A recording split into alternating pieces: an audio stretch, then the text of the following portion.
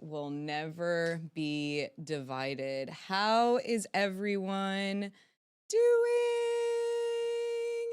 Wow, it is super. Ooh, I'm slow again. Yeah, what is that?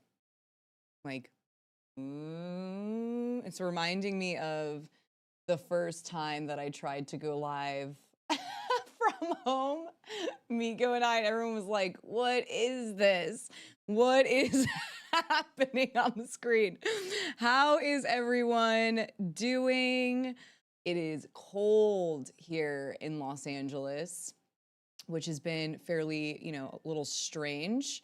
Not gonna lie, not used to this type of weather, and definitely was not prepared for the storm that happened during our protest. You guys. Okay, remember when the hurricane announcements happened for Los Angeles and everyone was, buying everything in the stores and preparing for like basically a blackout? And, what ended up happening was it barely drizzled. It was like the lightest rain I've honestly ever seen in Los Angeles. And so when, we were getting alerted about this, what is it called? River. I don't even know what's happening right now.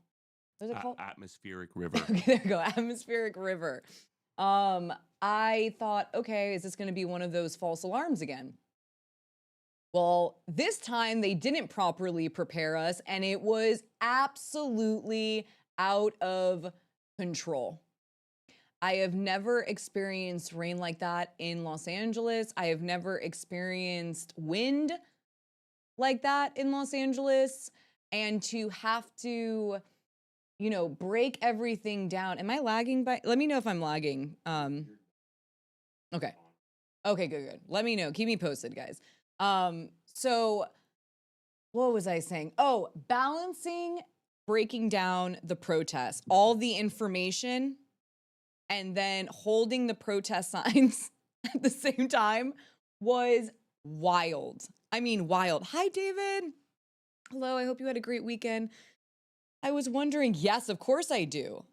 Of course I do. And will you do a deep dive on them? Power to survivors. Yes, I will actually.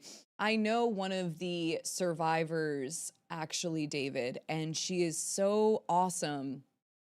She actually has a podcast as well right now. My God, what is it called? Why am I blinking on the podcast? But yes, I should cover that. And thank you so much for reminding me about that, David.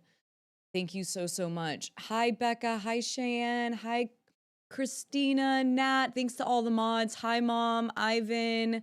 Who else is in here? Hi, everyone. It's so nice. Hi, Brandon. So nice to see everyone. Anyways, that protest was one of the, by far, the most wild protests I've ever done. I think that was protest 34 or protest 35, which is kind of wild to think about that we are in the 30s when it comes to protest. Taylor, welcome to Chef's Kiss. Welcome. So yeah, no, that was wild. That was absolutely wild. And it was really incredible to see that people still showed up. One of those people being Christian Herrera. Christian drove 4 hours. Every time Christian comes to a protest, he drives 4 hours to get there. And I find he is such an incredible ally. And I just want to give a shout out to him because that is some serious commitment to the cause. And, when I get to see who does show up in the rain, in a storm, I want survivors to see that. Okay, sure, there wasn't 30 people out there, but we had like over 5 people there in a storm. And to me, that was very inspiring. And I just want to give a shout out to every single person that was there and to all the people that were also virtually protesting, watching the live. I think we're over 5,000 views right now. And, that just goes to show you the power of the internet. And, not to underestimate the power of the internet and the wonderful things that we can we can do with it. And so I just want to give a shout out to everyone that was there.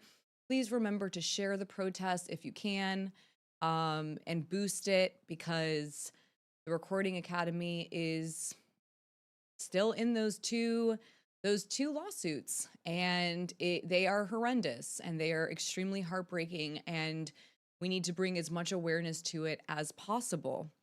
And also, I want to say thank you to everyone that donated to the Spot Fund.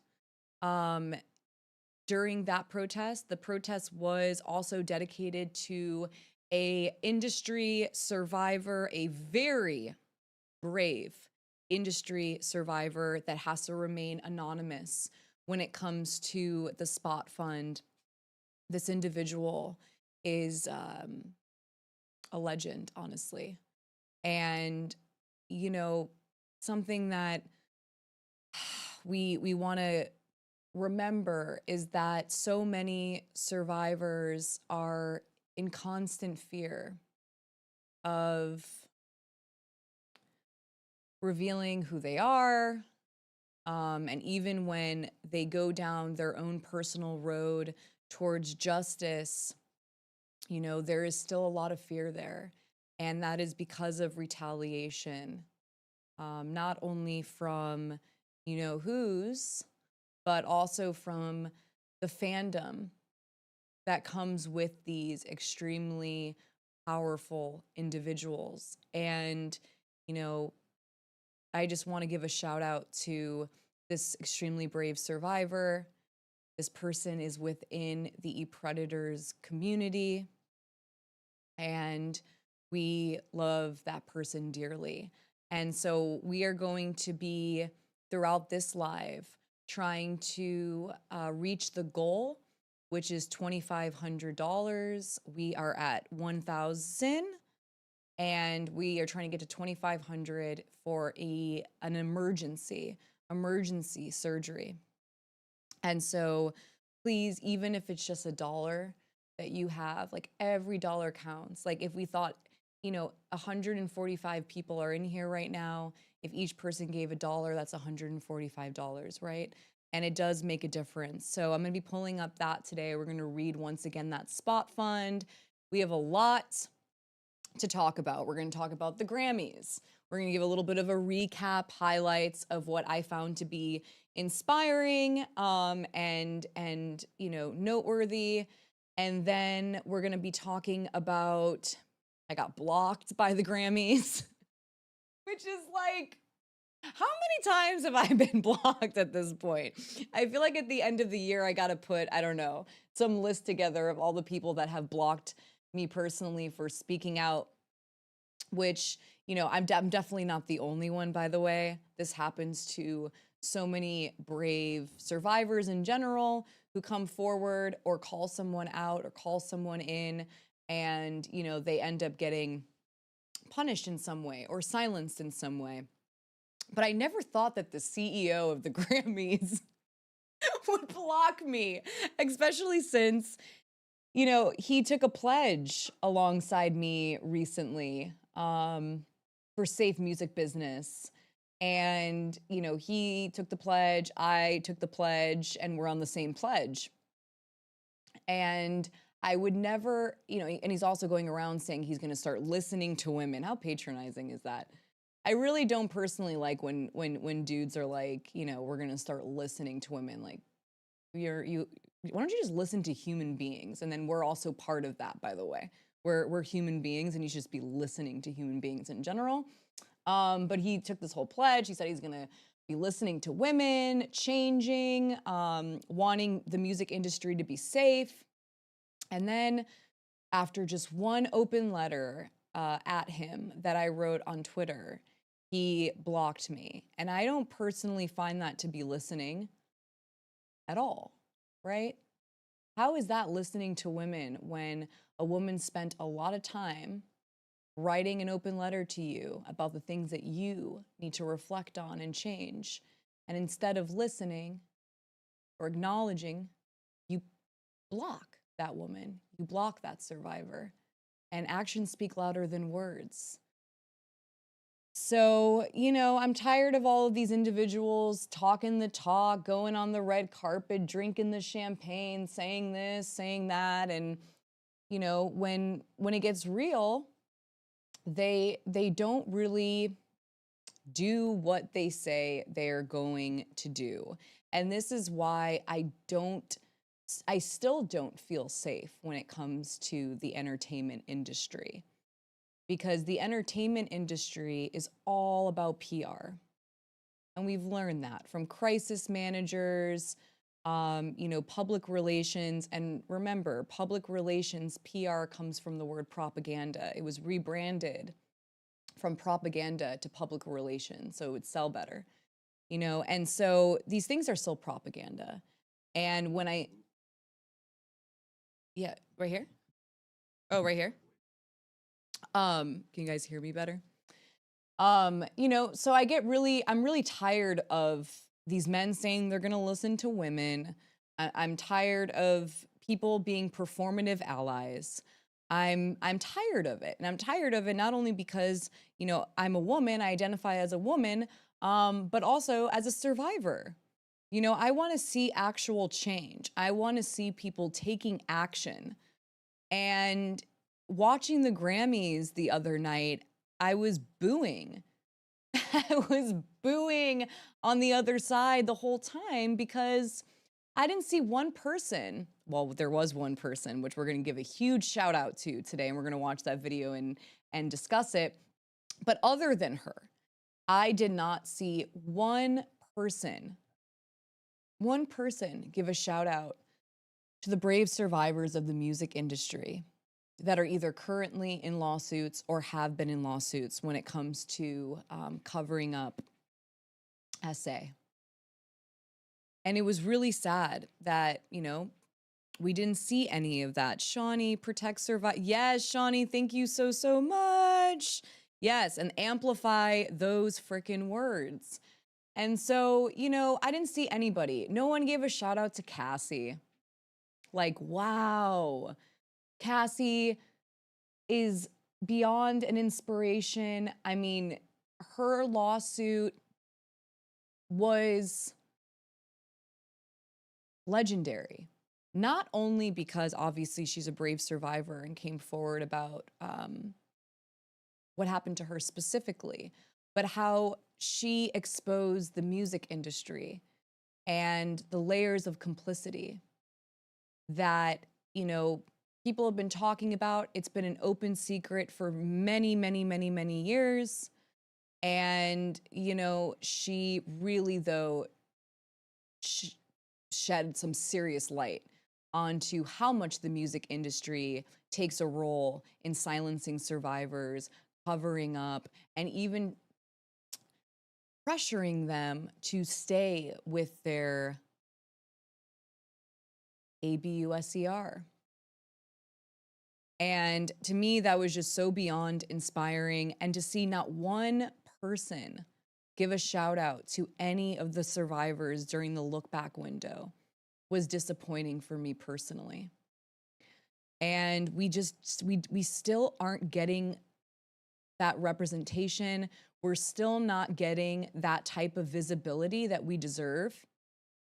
And we're still not getting that allyship that we deserve. We're getting performative allyship. We're getting this type of allyship to make these companies look better. They're using now survivors to make themselves look better with these little quotes here and there on the red carpet or, whatever. And it's still just extremely disappointing. And I wish that I could say I had tons of great things to say about the Grammys, but I don't. Because I also saw Harvey get up there and give one of the worst speeches I've seen in a second. In the sense where you thought he was going to bring up what about the music industry being unsafe in general, but instead he kind of dodged it and went around it and didn't take accountability. And listen, this isn't about, this is about accountability and what it means. And I don't believe that any of these industries can be safe when in the first place, they don't believe the survivors. You know what I mean? That's the first step in safety, is believing the survivor. That's the first freaking step. And to see how Harvey talks about it, like in the future, we're moving, moving forward. No. I just saw a quote of you talking about JAA Doe Recording Academy, where you literally say that her claims have no merit. What the hell is that? How is that creating safety? I honestly wish they didn't say a frickin' thing. Silence would have been better than that quote. Because if you're still choosing not to believe survivors, you aren't trying to make the music industry safe. You're not. Because you're still telling the world you don't believe survivors. What do you think that does?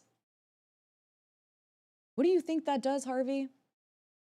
That makes it even scarier for survivors to come forward about what happened to them.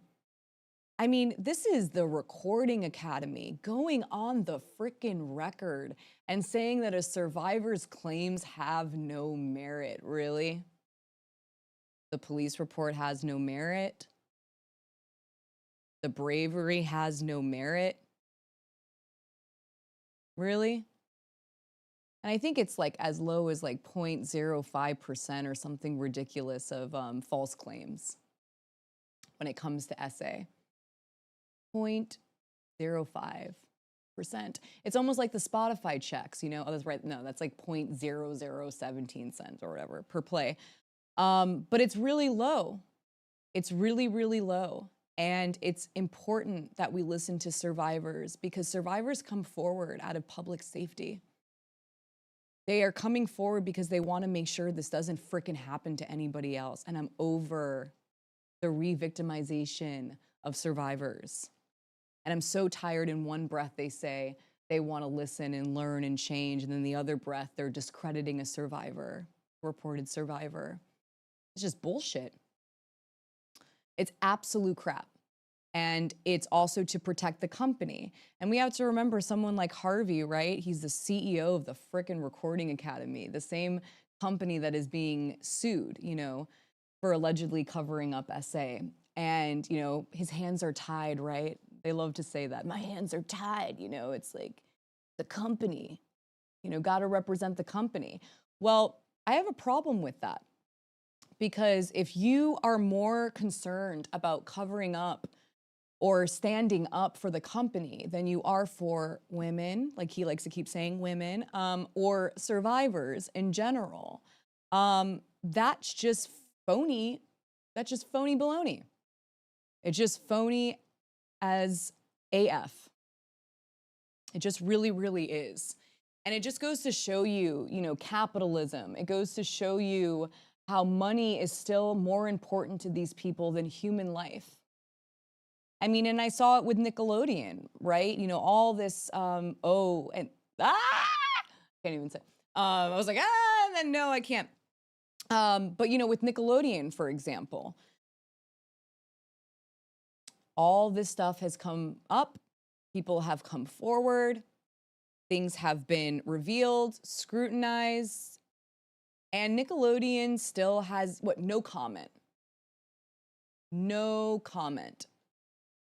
Not an apology, nothing. And that is because these individuals are so fearful of losing $1.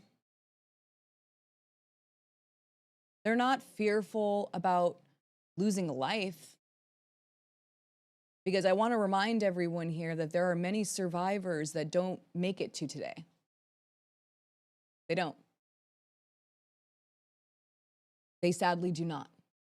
And I'm so over these companies caring more about $1 than they do about human life. And it's all about protect the company, protect the company, protect the company. Well, what is that doing for them? I'm just curious, what is that doing for them exactly? It's not like people don't know or aren't finding out. You know, it's not stopping these survivors necessarily from coming forward and exposing how this all works, right? So what's it all for? What's the point? And I really do think that the minute that these individuals start taking accountability for their actions, these companies, that will be the first sign of them taking safety seriously. And I actually think it will only help them too. Because the more that they choose to deflect and disregard and try and attempt to discredit survivors, the worse they look. And the more unsafe they look. And, you know, that's just my opinion about the whole thing. And so, you know, that's why I chose to make that open letter. Oh my God, you guys, by the way, speaking of industry, performative, allyship, there is a lot to be coming out soon. And I can't say anything here today, but it's really any day now. And this is going to be major. This is going to shake up the industry. This is something that no one saw, you know, coming. And this is really, really, really major. And it's been a long time coming. And I can't believe it's happening. I can't believe it's happening. I can't believe that there is going to be such a platform for this to even be revealed. And I will be here, obviously, first thing. Once it is announced, I will be here.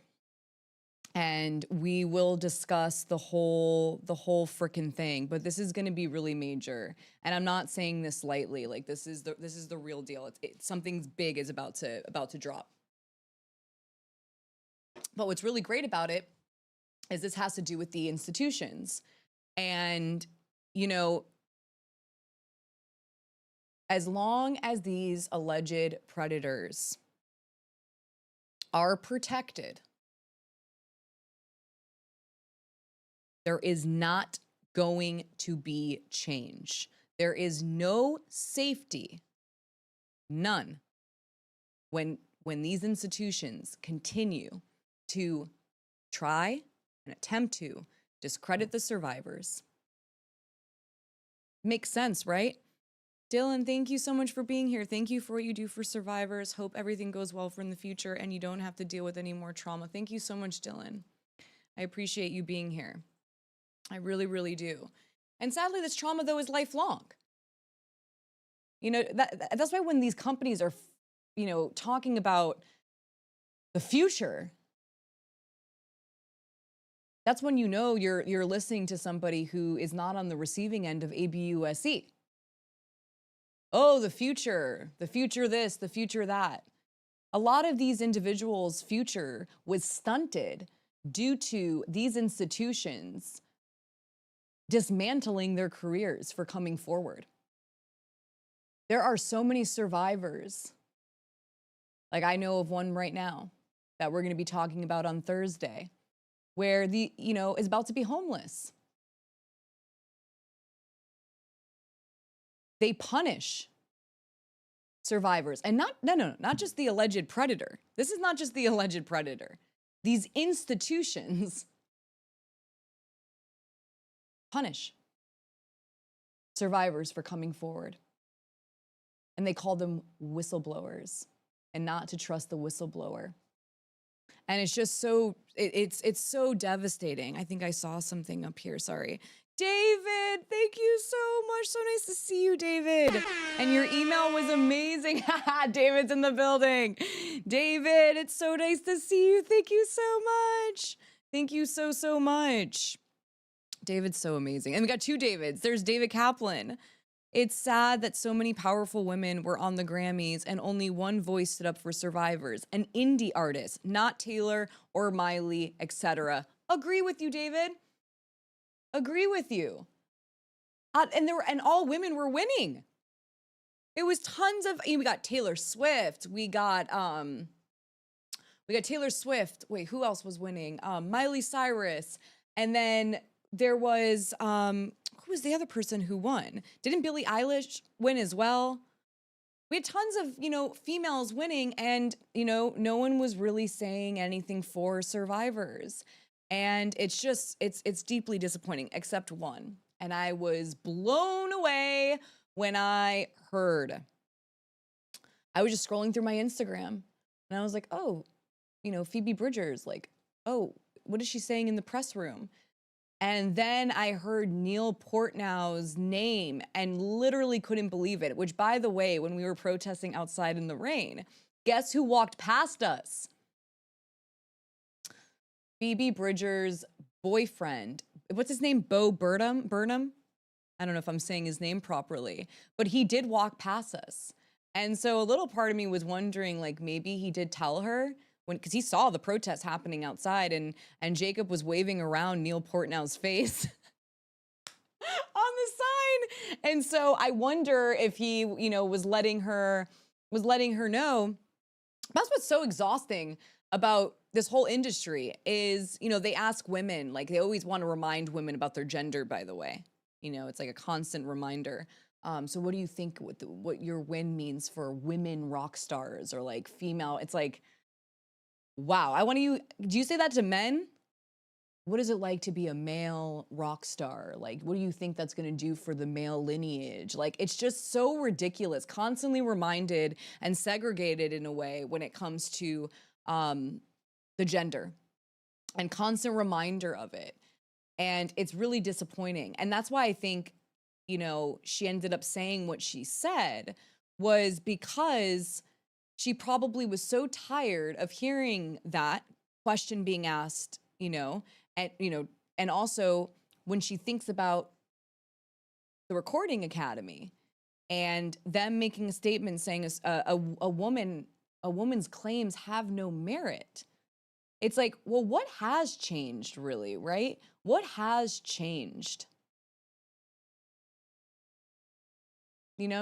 What really has changed? So now they're giving awards, but they're not believing when women come forward about essay,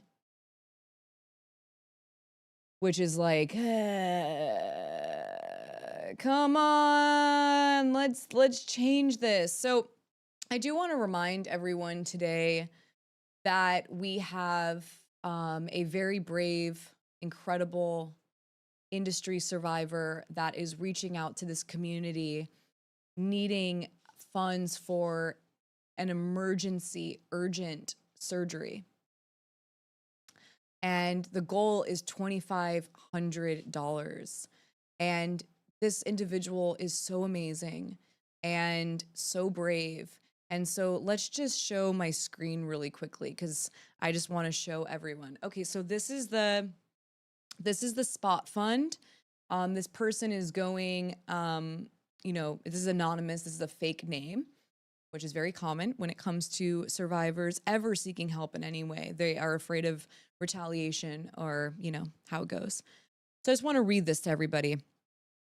This fundraiser is organized by a dear friend for an SA survivor of the entertainment industry.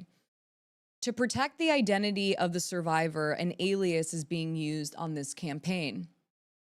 She is needing to get a biopsy and heart surgery for urgent personal medical needs, as well as have flight and hotel expenses for the medical procedures. Although the biopsy is important, the heart procedure is very urgent.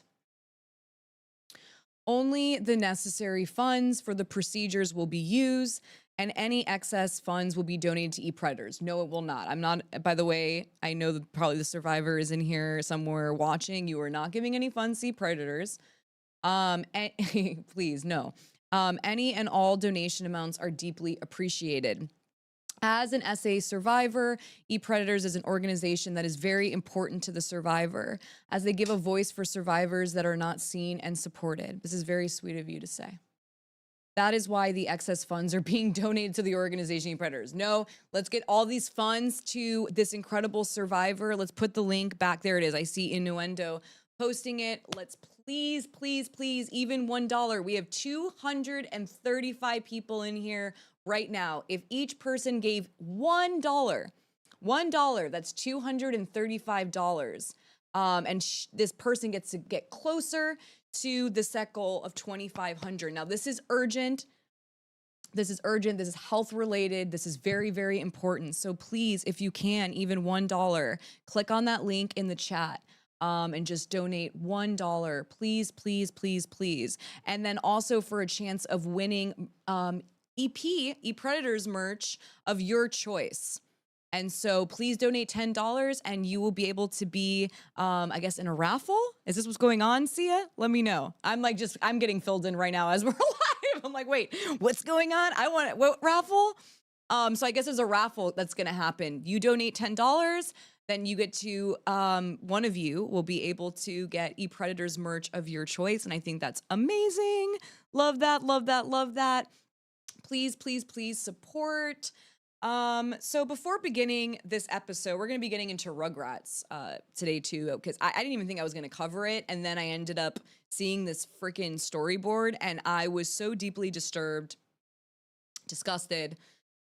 that I got to do an episode on this. So we're going to be talking about that today. But first and foremost, I do just want to let everyone know, that ePredators Daily, ePredators the movement, is completely DIY. This is grassroots. We do not have any corporate sponsors. If anything, the sponsors are the community here. This is 100% community built, and all of the donations that go towards ePredators helps make this work sustainable. I have personally dedicated my life to this advocacy work, and I don't want to ever stop. And so, unfortunately, though, this has to be sustainable so that I don't ever have to put my attention elsewhere. I want to remain 100% focused on the work at hand here when it comes to advocating for survivors and creating change and visibility. So any way of supporting, even liking this YouTube video, sharing this YouTube video, to a survivor, an ally, subscribing, putting your notifications on so that you don't miss an episode, because unfortunately YouTube does bury a lot of my episodes and a lot of them do get demonetized. Like even the protest was demonetized. This happens a lot when it comes to speaking about these topics. I guess the ads, those corporations don't like us that much. Well, I'm here to remind them all that, survivors are your customers. And we deserve visibility and we deserve representation in one way or another. And so what keeps this whole thing standing is the community, like 100%. So that's a great way, just being here, liking it, notifications, sharing it, also becoming a YouTube member. We have 3 tiers: the Munchies, the Dinner Party, and Chef's Kiss. The Dinner Party and Chef's Kiss give you access to the Discord community, which is a lot of survivors and allies and a bunch of really great channels for you to hopefully feel safe. And I try to make sure to create as much safety within that Discord community as humanly possible. And so that's one of the perks that comes with becoming a member: Dinner Party and Chef's Kiss. Also, for Chef's Kiss, we are listening to Jeanette McCurdy's new podcast, Hard Feelings, and we listen to each episode together and we start reflecting on our own hard feelings, reflecting on what Jeanette McCurdy had to say, and we try to amplify survivors' voices in general here at ePredators, and so that comes with Chef's Kiss.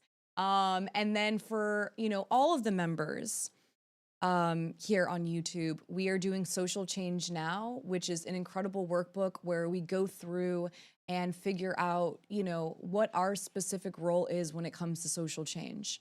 And we have to remind ourselves and remind each other that there isn't just one role to play when it comes to social change. There are many, and your voice really does matter. If you're a storyteller, if you're a builder, if you're a healer, if you're a disruptor, there's so many different roles you can play in social change. And we're figuring out currently what our roles are and how we can come together and really start to create change for survivors and beyond survivors, honestly. And so if you're interested in that, that's just membership here at YouTube.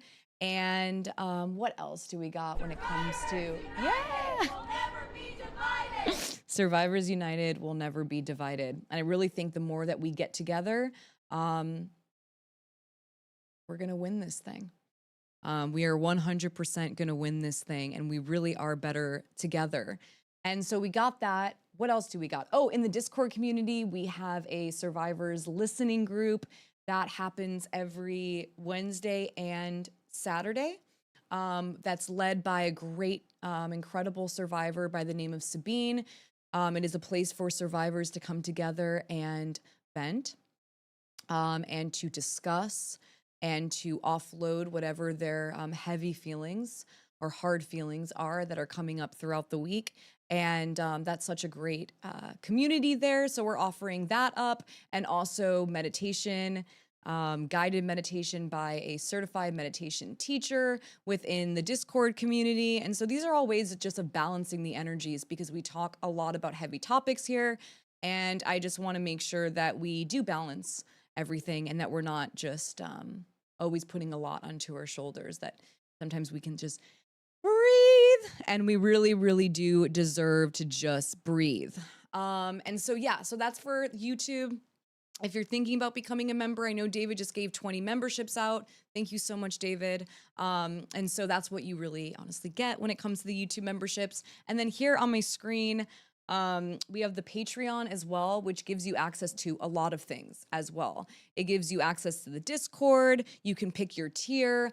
Now, the Patreon specifically is for the movement in general. So these protest signs you see behind me, this is the artivism side of Eat Predators, and we go out and protest in front of major, massive institutions that are allegedly covering up SA. We protest, we make informational protest signs, and we organize the whole entire thing. And so, you know, that really helps for the graphic design that my husband and I are doing, printing, the paper, etc. And then also I am putting together, slowly but surely, this passion project of mine, which is a survivor-centric, survivor-led magazine slash website, where we are going to be highlighting and uplifting survivors' voices. And I've always wanted to create something that felt healing for survivors when it comes to media, because for the most part, survivors are usually, hi, Allison, thank you, welcome to the dinner party. Welcome to the dinner party. We just see in media time and time again that when survivors are, you know, mentioned, it's all about their trauma. And we don't get to learn about who the survivor is as a human being, who they are, what they love to do, what their passions are, you know, what they have to say, what they have to teach us, what wisdom do they have inside. We don't get to hear that, because usually the journalists are only asking questions about the trauma. And like this survivor that I know, Allison, has recently said, where they don't ask us any questions about our self-preservation, right? And as a survivor, I need to learn from other survivors, honestly, on how to self-preserve myself, right? And how did they survive? And who are they? And to not just constantly center our trauma when it comes to who we are as human beings, because we're freaking human beings. Humans. And then once we're a survivor, it's like the whole thing ends up becoming about the person who's done the harm and our traumatic events. And so I want to create something that is not that, where we get to highlight and uplift survivors, get to learn what they have to say, and then also to put in legislation that's currently happening, bills that are passing for survivors to be on the lookout for, an ally section where we're going to be highlighting incredible allies, not performative ones, that are doing the work to stand with survivors, and also to learn what it's like to be like a family member, right? Or a friend of a survivor. And so there's gonna be a whole bunch of different beautiful tools and stories and education when it comes to this zine that I am really, it's a passion project. And so the Patreon goes towards that zine. On one of the tiers, you actually will get a physical copy of that zine. And so I'm really, really excited about this because survivors deserve this. We really, really do. We deserve to be celebrated. We deserve to be cherished. We deserve to be uplifted. And I hope that the stories are inspirational to survivors everywhere. I think the more that we learn stories from survivors, the more we feel seen and less alone. Who do we got here? 2001. Alexa, did you get a chance to look into the Miss Universe? No, not yet. Universe Indonesia story. I couldn't put the story in the comments or the chat. I put it in the Reddit a few weeks ago. No, I haven't. I will definitely check that out though. I'll write it down here. Thank you so much for reminding me. I will definitely look into that. Thank you so much for reminding me. So that's what's going on. And then we're gonna have healing circles as well that come with the Patreon membership, a live Q&A, which I haven't done for a second actually, that I'm putting together. And so the Patreon is just a really great way of supporting the actual movement and the passion projects that I'm trying to bring through into this world for survivors. And so that's that. And then we have the merch, which is just a great way of spreading awareness about the whole movement and putting positive affirmations out there when it comes to survivorhood, like power to survivors. We got the sweaters there, which I've been living in, got tote bags, and this is all just a way to put positive affirmations out there. Oh, wait, let me tell you the story. Wait, I gotta say the story actually before I go into everything because it was so freaking cool. This was so cool. Okay. So the other day, when was this? Now, this wasn't the other day. It was when we protested Tara Scott. Okay, so we protested Tara Scott, and I was wearing the sweatshirt. And on our way home, I had to stop at Trader Joe's to get some cat food. And I went into Trader Joe's, and I totally forgot I was wearing the sweater. And as I'm walking through the grocery store, legit, people are like, power to survivors. I was like, what? I was so confused. I had no idea what was going on. I was like, did they watch the YouTube? Like, and then I would go through different aisles and I would see people look at me and go, power to survivors. And I was like, this is the weirdest thing. Like, what's happening? I was so tired from the protests that I didn't even realize that I was wearing the sweatshirt. It was really moving, to be honest with you, that so many random people were literally saying what was on the sweatshirt to me. And I wanted to share that with you. I've totally forgot for the last couple of weeks to share that story. And it was so, it was just so amazing. And I was blown away that that's what the sweatshirt did for me personally that day. And it was really nice to see a whole bunch of people in the community, wanting to stay powered to survivors and saying that they support that messaging. And so I just wanted to share that with everyone. It was a very cool, positive story when it came to the merch. So, and please, if you ever have any stories, I would love to share when it comes to anything you're wearing at the eatpredators shop. Let me know if you had any cool interactions with people. I love to hear all the stories. So that's that. That's the spiel. Those are ways to support the channel. And thank you all.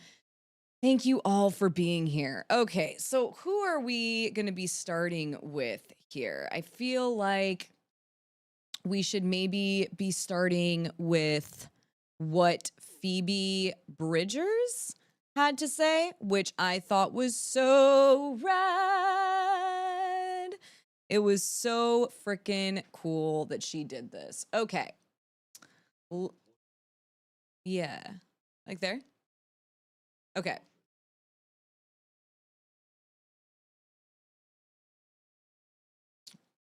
Oh, I have to move it over a little bit. I just want them. Okay, perfect. So let's watch this. Shall we?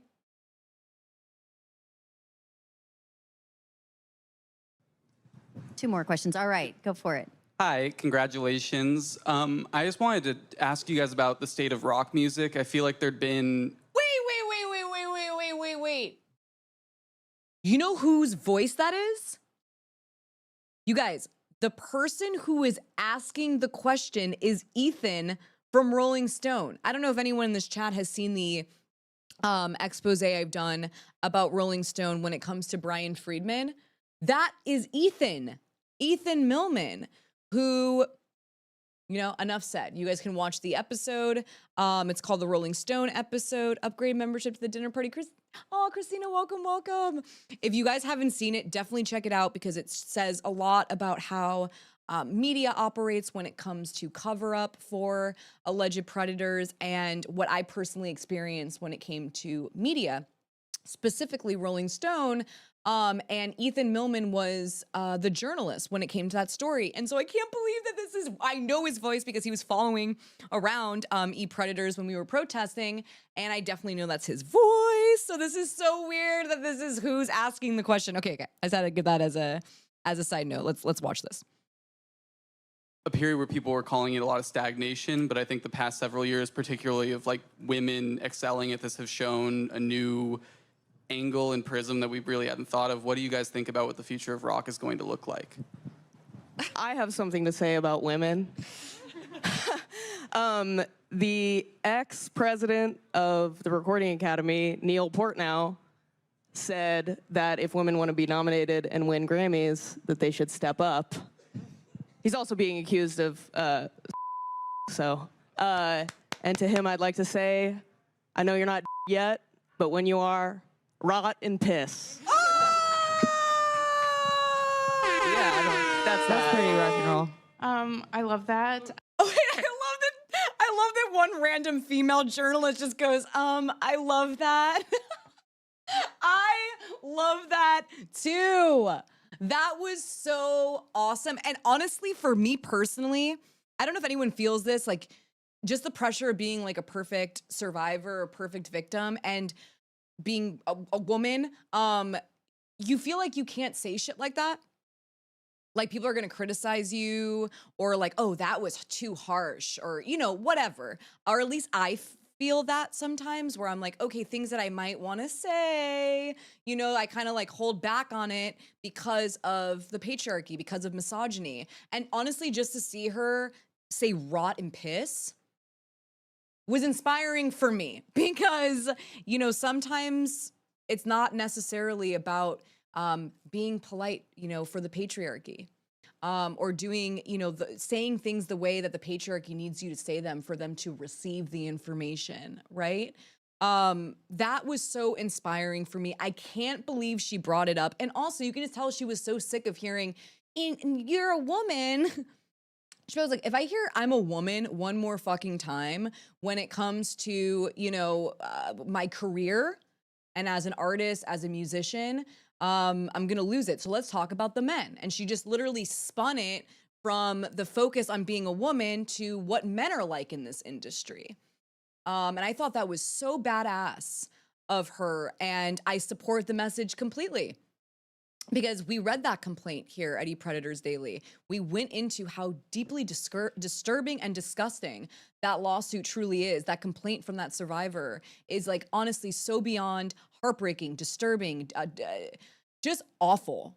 And the Recording Academy legit was, or I guess allegedly, trying to get the female CEO of the Recording Academy to hire him on as a consultant after allegedly he was already let go, resigned for these allegations. They then try to bring him back to consult a female CEO. How condescending could that possibly be? Imagine being the first female, you know, CEO. And then you find out, you know, that the CEO that you're replacing has these types of allegations, SV allegations, and then they're trying to pressure you into having him consult you. How the heck is that safe in any type of way? How does that create safety? And you know what frickin' Harvey Mason Jr. did? He went out of his way to talk to the members of the Academy in a way that I feel he was attempting to discredit what Deborah Dugan, the CEO of Recording Academy, had to say when it came to her experience, the SH that she put in her complaint towards the Recording Academy. He really went out of his way to discredit her claims. And it's like, we see this time and time again. Just time and time again. It's not just the alleged predator that is an issue. It is the enablers, the institution. This is the issue. And so that was just, can we just watch it one more time? I'm sorry, I loved it because you have to remember I was sitting on like watching it being like, is anyone gonna say anything about Neil Portnow or Mike Green? And Phoebe Bridgers came in for the win here. So let's just watch it one more time, shall we? 2 more questions. All right, go for it. Hi, congratulations. I just wanted to ask you guys about the state of rock music. I feel like there'd been a period where people were calling it a lot of stagnation, but I think the past several years, particularly of like women excelling at this, have shown a new angle and prism that we really hadn't thought of. What do you guys think about what the future of rock is going to look like? I have something to say about women. The ex-president of the Recording Academy, Neil Portnow, said that if women want to be nominated and win Grammys, that they should step up. He's also being accused of and to him I'd like to say, I know you're not yet, but when you are, rot and piss. Yeah, I don't. That's pretty rock and roll. I love that. That's pretty rock and roll. Who is the journalist that goes, I love that. Like, I love that. That was so good. Okay, so at least Phoebe Bridgers did say something when it came to Neil Portnow. And also Phoebe Bridgers has been extremely outspoken when it comes to the music industry. Predatory behavior, alleged predatory behavior. Ryan Adams was somebody that she spoke out about. And she does this pretty consistently. I think she was even sued for defamation about someone that she spoke out about on behalf of somebody else. And I think that case was dropped, like most of these defamation cases, to be quite honest with you. But she's just been very outspoken in general. So this is not the first time that she has stood up for survivors. This has been something that she has consistently, I guess, done and is continuing to do. And I just find her to be extremely inspirational. We need allies like her, in this world who are not afraid to, protest on the inside. And while we were in the freaking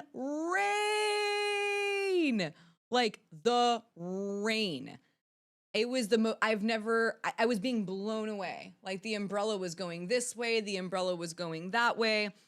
And so to have somebody doing that on the inside just felt really good.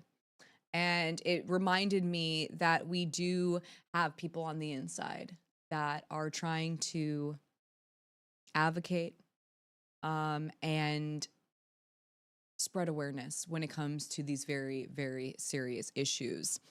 So let's get into who the heck is Harvey Mason Jr.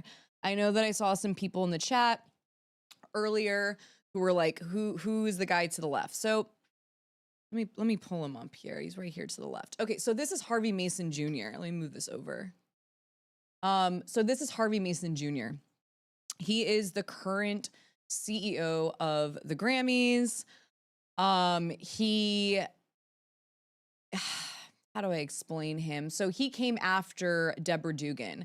And Deborah Dugan was the first female CEO of the Recording Academy. They let her go, in my opinion, for being a whistleblower, for coming forward about what was happening within the Recording Academy. She was also speaking about how the Grammys or the Academy was rigged in some way. She claimed a lot of very intense allegations against the Recording Academy, and, I don't think any of them on the inside liked it all of a sudden, and, they ended up, I'm gonna say it's like they replaced her. They replaced her with Harvey Mason Jr., and when she filed her lawsuit against the Recording Academy, Harvey Mason Jr. thought it was chill of him to make a statement. And the statement wasn't just mincing words, right? He really went out of his way to paint a very specific picture of Deborah Dugan. And the picture that he was painting, I have a problem with because it was deeply enriched in misogyny. It was making her out to be a problematic woman, a diva, and that she was the one creating a toxic work environment. when I was digging into all of this, the person who I guess made a complaint about Deborah Dugan. So Dugan was already making complaints allegedly to HR about what was happening, about her experience with Joel Katz. She was being pretty outspoken. And then I guess someone made a complaint against her about her not being nice to a assistant. Guess who the frickin' assistant was? So the assistant, this is allegedly, right? You know, we all got to know this is opinion, allegedly, but this was in the Los Angeles Times article, which, by the way, I was in as well, speaking about the Grammys protest. Apparently, allegedly, the assistant was Neil Portnow's assistant. So it's like, wait a minute. So the assistant that made the complaint about Deborah Dugan being being difficult, you know, not being I'm sure, like, can you smile, please, Deborah? You know, like the whole, if you're going to be a female running a company, you have to be smiling at all times and presentable at all times. And I just found it to be very interesting that they are saying that the assistant that Harvey Mason Jr. is referring to is Neil Portnow's assistant. I mean, if I was her in that situation, I don't know if I would necessarily be at my best, right? When dealing with the pressure of the Recording Academy trying to have an alleged R word consult me as a first-time female CEO of the Recording Academy. I think I would be pretty devastated by that and appalled and disturbed and feeling very unsafe. I don't know if I would necessarily be my best or at my best when something like that is happening. And so to learn that they're saying that this complaint, allegedly from Neil Portnow's assistant, is what led to her being removed.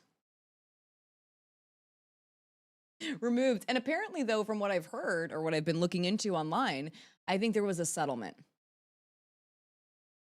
And I mean, I'm just quoting Brian Friedman, right? I mean, Brian Friedman says, and I think we have a soundbite of that actually, but Brian Friedman says that, what does he say? The damage is proven or whatever in what the... So the best evidence that there is damage is the actual check that's written. Correct. And so the Recording Academy allegedly did settle with Deborah Dugan. And we all know what that means. Okay, so going into this, I just want to read what Harvey Mason Jr. had to say about Deborah Dugan. And that is one of the individuals that we stood in the rain for the other day. So it says, an important message from Harvey Mason Jr., chair of the board, president, CEO. Academy family. What is this?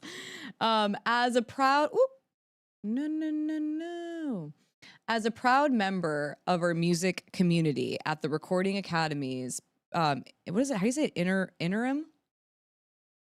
God, I've never, okay. Interim president and CEO. I thought it was important that I reach out to you all directly about Deborah Dugan. Let's go, Harvey. What do you have to say?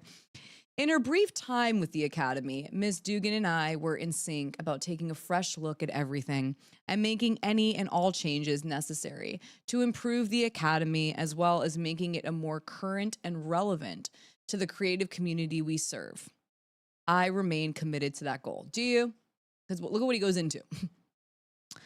In November of 2019, the executive committee became aware of ABUSIVE work environment complaints alleged against Ms. Dugan.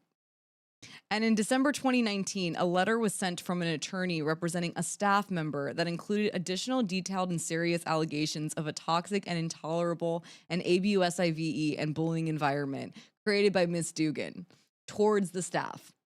Given these concerning reports, the executive committee launched an immediate and independent investigation into the alleged misconduct of Ms. Dugan. Well, but, okay. Look how fast you all were when it came to a woman. I learned in the Los Angeles frickin' Times article that came out on Friday before the Grammys that allegedly the Recording Academy silenced 5 women within that company. 5. and was allegedly pressuring Terry McIntyre, the reported survivor of Mike Green, pressuring her into signing a $1 million settlement with a non-disclosure agreement.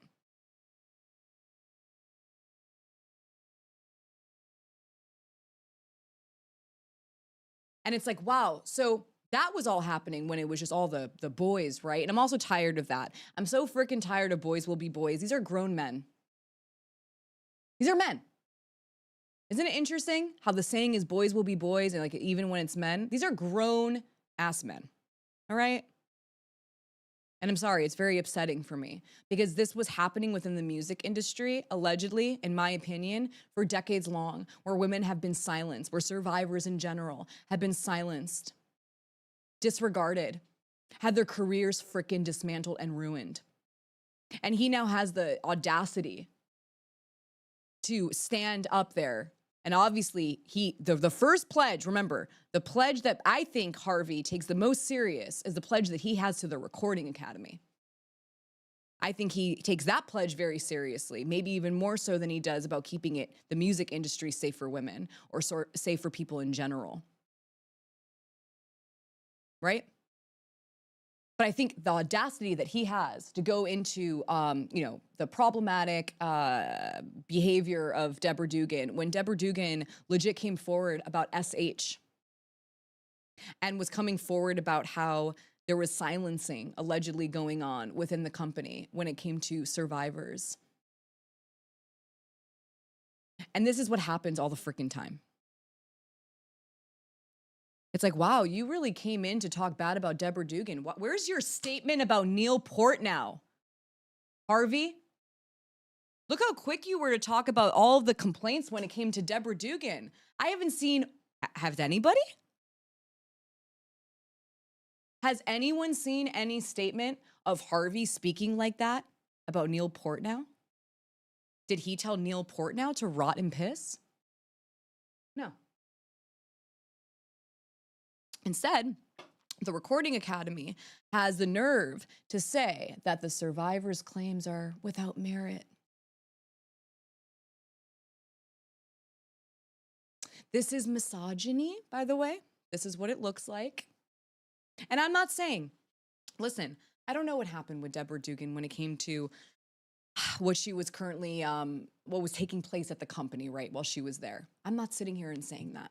The point is that Deborah was talking about things years ago that we are now learning about within these current lawsuits that are happening now with Terry McIntyre and JAA Doe.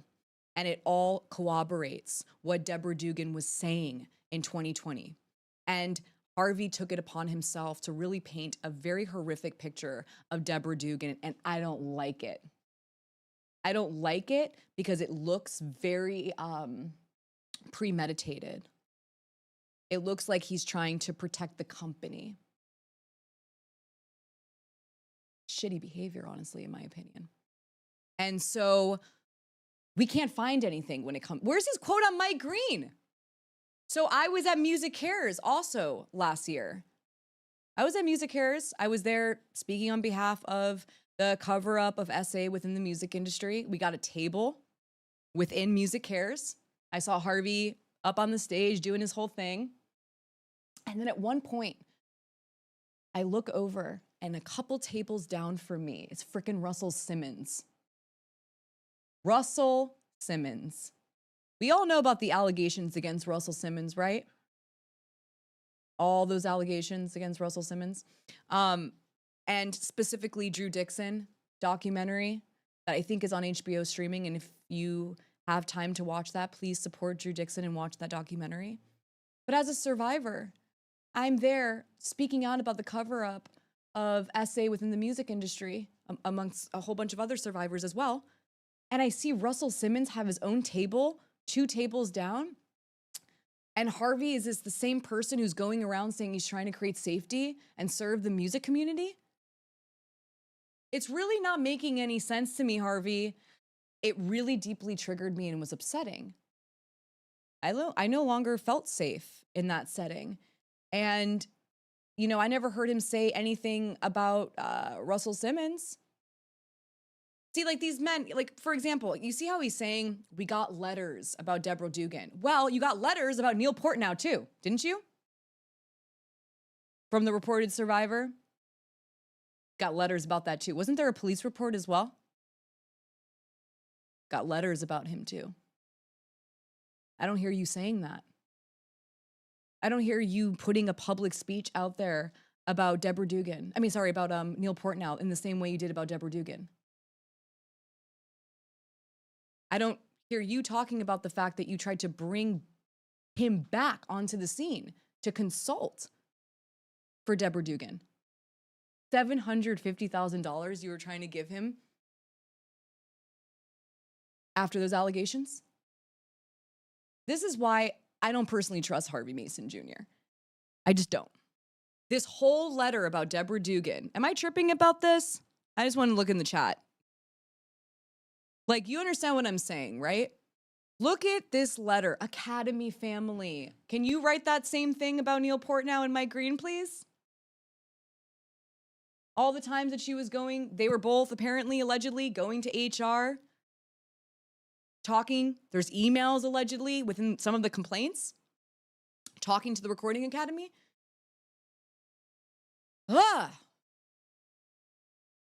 Where's the support for the survivors, Harvey? It looks like you are quick and more supportive when it comes to the people being accused of crimes. All right, let's continue what Harvey Mason Jr. has to say. So, after we received the employee complaints against Ms. Dugan, she then, for the first time, made allegations against the Academy, which allegedly also is wrong. Made allegations against the Academy. In response, we started a separate investigation into Ms. Dugan's allegations. Ms. Dugan's attorney then informed the executive committee that if Ms. Dugan was paid millions of dollars, she would withdraw her allegations and resign from her role as CEO. Look at this. What did Neil Portnow say when you guys were trying to let him go and have him step down?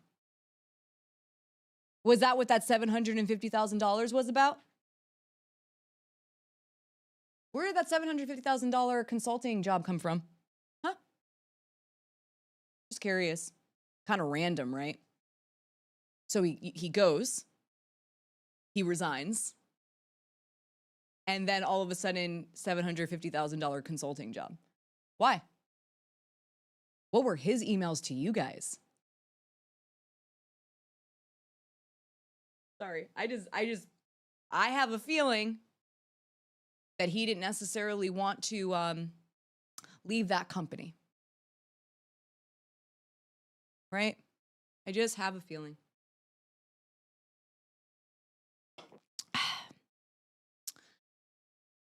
Ms. Dugan's attorney then informed, resigned from her. Following the communication from Ms. Dugan's attorney, Ms. Dugan was placed on administrative leave as we complete both of these ongoing investigations. You are talking about somebody who is creating allegedly a toxic work environment, but not speaking out about the accusations of R word?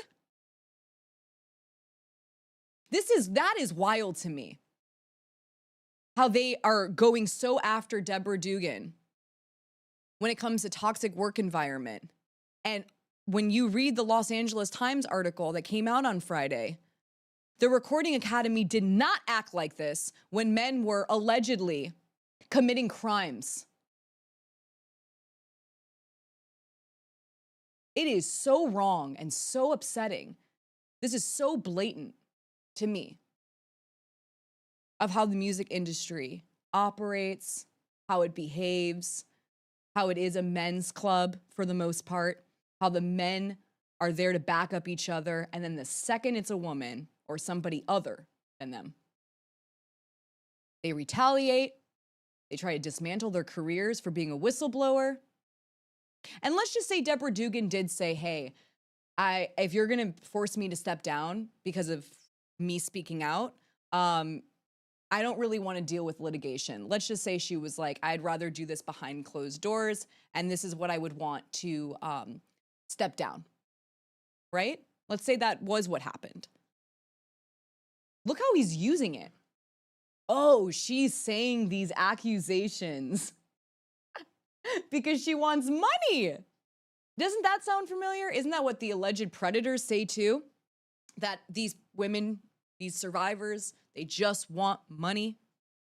And it's the same spin again. What the hell did Neil Portnow want with his $750,000 consulting job?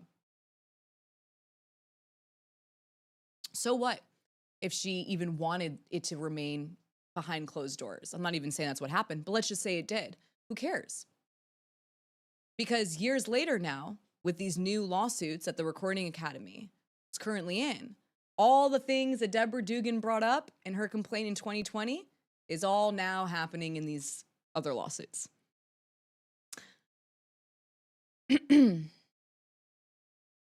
Predators conspire, survivors protect. And survivors inspire, predators conspire, 100%. So Ms. Dugan was placed in administrative leave as we complete both of these ongoing investigations. I'm deeply disturbed and saddened by the leaks and misinformation. See the leaks? So she's like a whistleblower. They don't like that she's going against the boys, the men. I'm deeply disturbed and saddened by the leaks and misinformation, which are fueling a press campaign designed to create leverage against the Academy for personal gain. Ugh.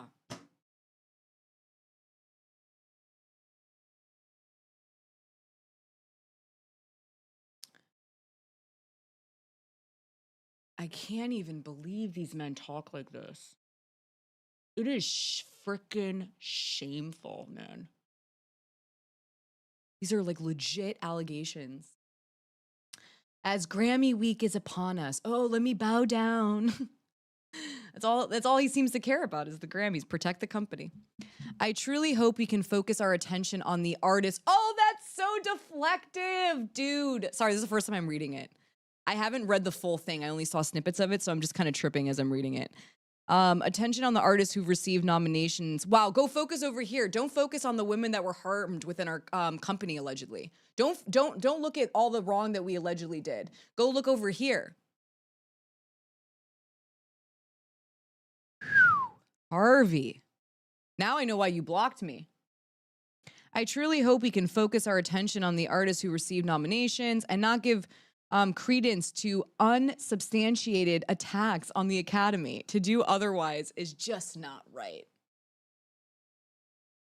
As you know, the Recording Academy's Board of Trustees is composed of creative and technical artists and music makers from all genres who've devoted their lives to making music and volunteering their time dedicated to the mission of the Recording Academy. Board of Trustees! You know who was the trustee that the Recording Academy, gave an award to on Saturday? Joel Katz. Who is Joel Katz? Joel Katz was the lawyer who allegedly SH'd Deborah Dugan, and Joel Katz was allegedly the man who was pressuring, who was mentioned in the complaint for Terry McIntyre, who was allegedly pressuring Terry McIntyre into signing away her voice for $1 million. And that was even 5 years after she was already gone.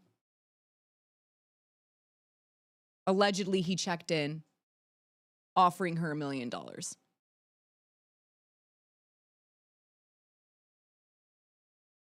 Look how he's painting the whole board of trustees, composed of creative and technical artists and music makers. These trustees, as well as the governors in our 12 chapters, give their time freely and passionately. Many are entrepreneurs who ran small businesses. Okay. Furthermore, our hardworking and acknowledging staff could not be more dedicated to supporting and furthering our mission. The current attacks on the Academy are attacks on these people. Which are unwarranted, uninformed, and unconscionable. Ooh, guys, I'm really just not liking this. Now he's trying to make the company a person with faces. Do you see this? He's trying to bring like persona to the company.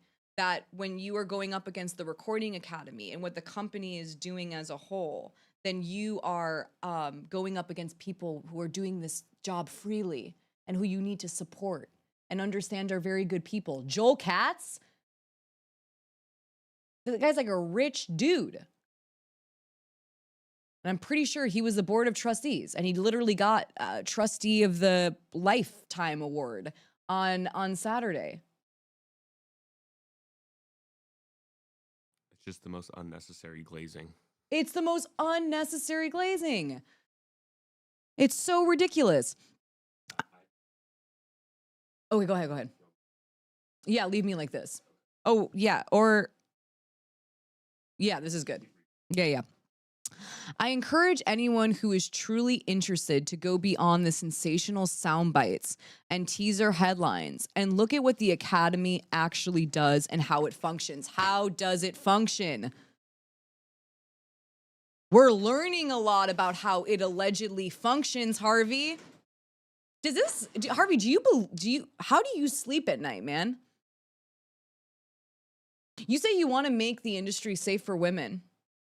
Why were you so quick to make this type of speech against Deborah Dugan, and you haven't made even remotely a similar speech when it came to Neil Portnow or Mike Green? What is that about? Can someone send this to Harvey? Please, someone send this video to Harvey.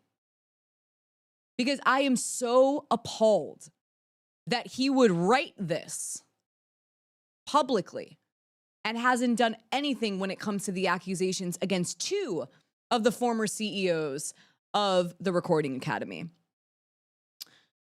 Don't buy into it. Can you stop trying to persuade and pressure everybody not to believe Deborah Dugan, dude? Now it's making me feel kind of weird, like how much he's trying to get people to not believe her. Don't buy into headlines generated for personal gain, but seek the truth as I am doing. Ew! But seek the truth as I am doing? What a joke, Harvey. Come on, man. Come on, Phoebe Bridgers. This is why I love what Phoebe Bridgers had to say. Because for her, it was kind of a no-brainer, right? You hear what his quote is, then you hear his allegations, and you know how you feel about the man, right? You know how you feel about this individual. Look at all of this bullshit. But we're listening. Yeah, right, Meredith? But we're listening. As I mentioned, we have initiated 2 independent investigations to explore all claims. And they did the same with Dan Schneider. This investigation. And they said they found nothing. And then we read about what Jeanette McCurdy had to say in her book. You know what I mean? Like, come on, these investigations. To explore all claims and present objective findings. My pledge to you, here's another pledge. My pledge to you is that I will address the findings of these investigations fairly and honestly and work to make needed repairs and changes while ensuring we have an academy that honors diversity, inclusion, and a safe work environment for all concerned. You literally just threw, thank you for your attention to this matter and your support of our Recording Academy. Harvey Mason Jr.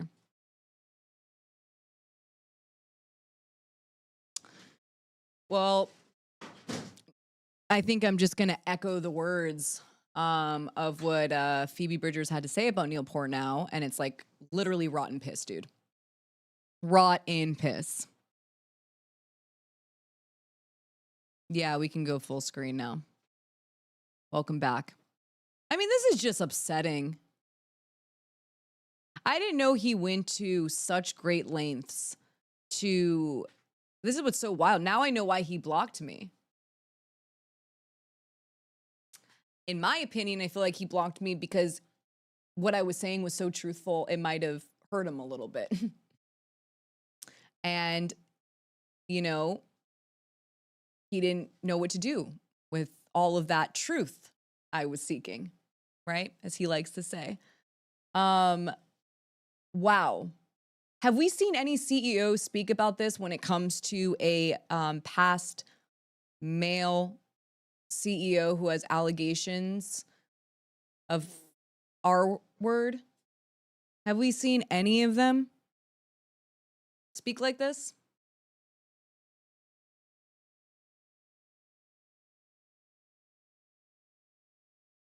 I don't know. I haven't honestly seen it. Oh, don't hurt my ego. Yeah, I mean that's basically oh, wait, here. Look at this here. Let's check this out for a second. Literally look at this, you guys. Look at this is him. This is like what I woke up to. After my open letter, I went to go tag him in another thing to show him the nice protest signs that were for the survivors like Cassie and Melissa and Drew Dixon. But this is what I woke up to.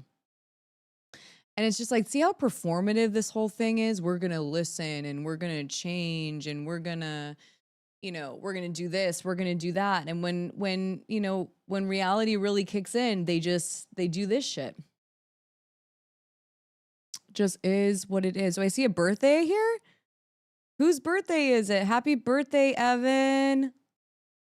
Happy birthday. Happy birthday. So that's who Harvey Mason Jr. is. And, I hope that Harvey... Oh, yeah. I'm just hoping that Harvey Mason Jr.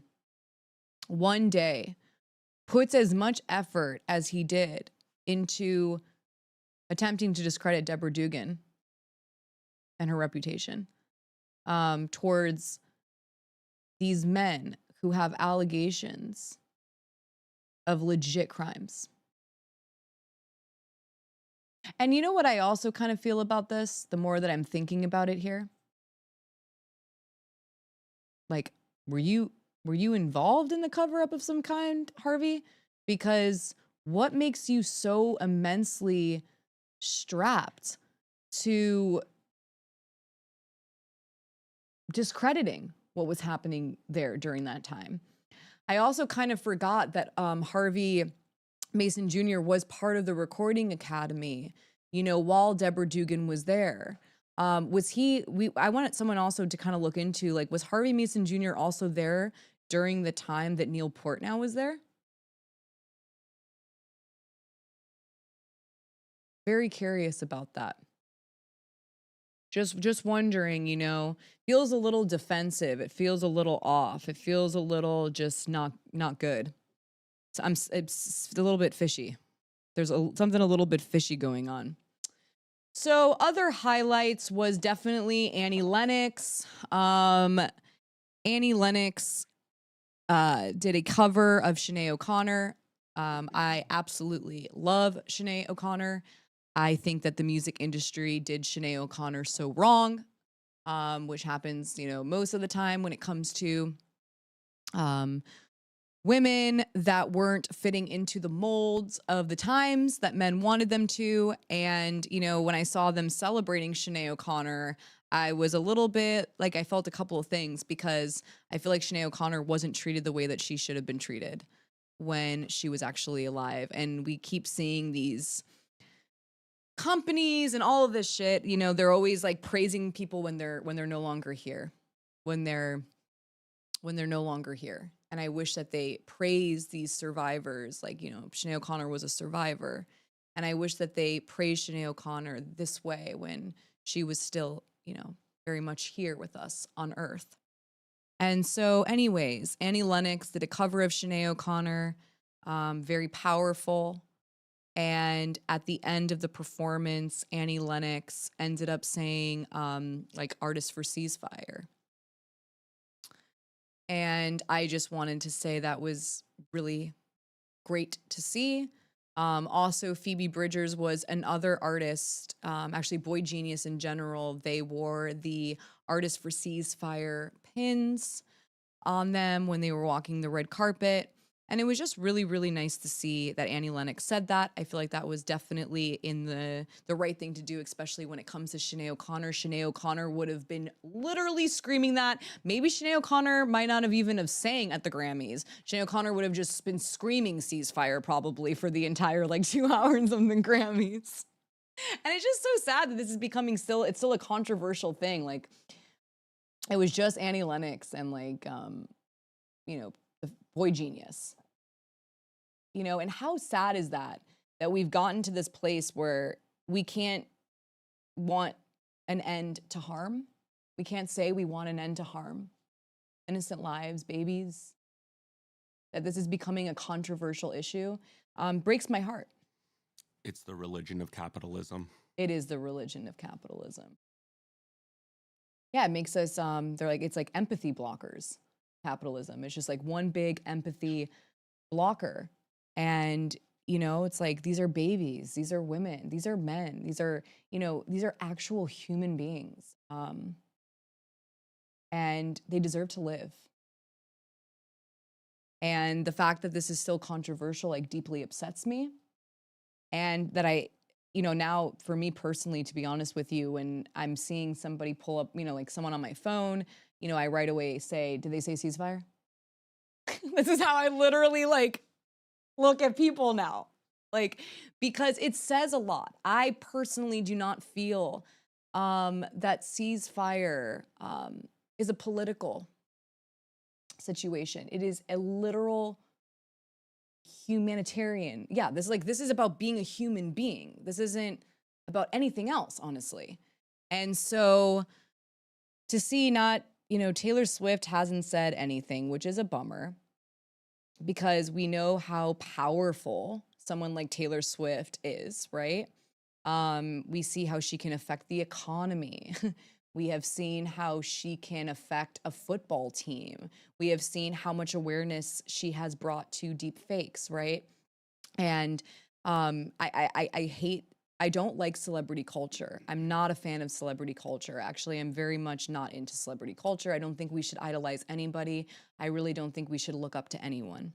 And though at the same time, right, that we expect those with a lot of power, in positions of power, to amplify what needs to be amplified in times of desperate catastrophes. Like, you would think that would be a really great time to utilize the immense power that you have. And I didn't really see much of that at the Grammys. And it's not shocking to me that the person who spoke up on behalf of survivors also was willing to say ceasefire. I think there is a similarity there, where it just shows who cares about humans over money, over their career. And that shouldn't be asking for much, really. It really shouldn't be asking for much. And so, Annie Lennox had to, it's so sad. Like, for even Annie Lennox saying, ceasefire, she had to make a whole freaking Twitter post to be like, I'm not this and I'm not that and I'm and I've never seen anything like this before. It's like, no war. Why do I have to explain myself to anybody if I don't want to see people blank, blank, blank? Can't even say it on YouTube. Why can't we just say we don't want that? What's with this? And then, I'm so tired of it. And then you got Hollywood also being like, we can't get rid of alleged predators from this job because, like, we're afraid of getting sued. And then they, like, fire all these people that have said, things for Palestine. And you're like, wait a minute. So you can technically get rid of people because of your own values? I thought that wasn't the case. I thought neutrality, we can't pick sides. But then you're seeing how people are picking sides and getting rid of people for saying something that doesn't necessarily align, which is so bizarre to me. It's just so bizarre. And what happened?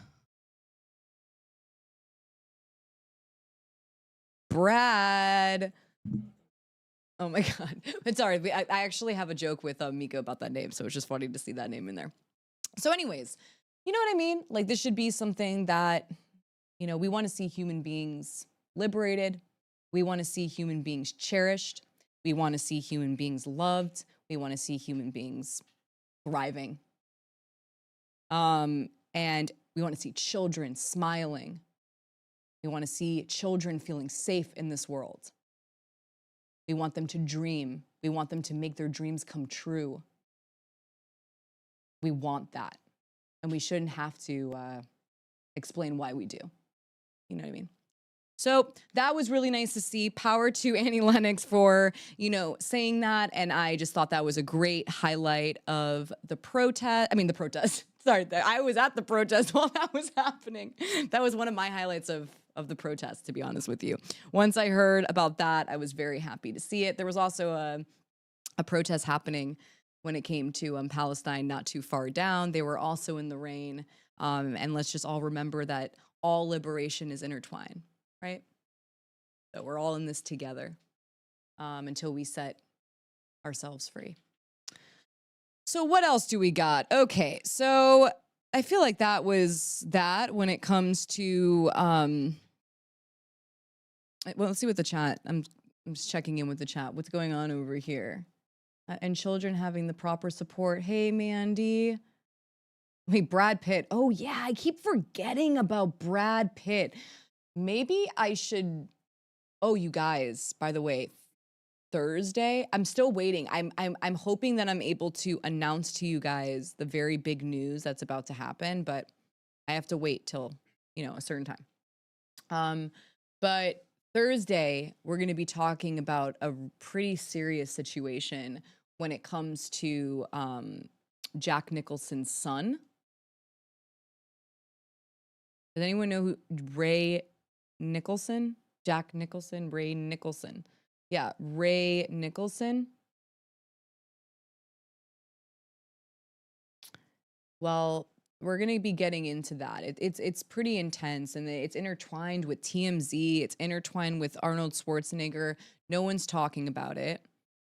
You know, and I actually do know the survivor, the reported survivor. She did win her criminal case. They were convicted. And this is not Ray, but Ray comes into this whole thing. And so does Arnold Schwarzenegger. But convicted, one criminal, one civil. It was the biggest PTSD lawsuit in history, literally in history. I think it's like $80 million.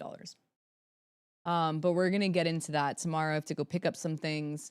And then Thursday, we're going to be diving into this. Now, this is a survivor who is about to be on the streets. And it's pretty serious. And the alleged corruption that she has been able to compile and put together is earth-shattering.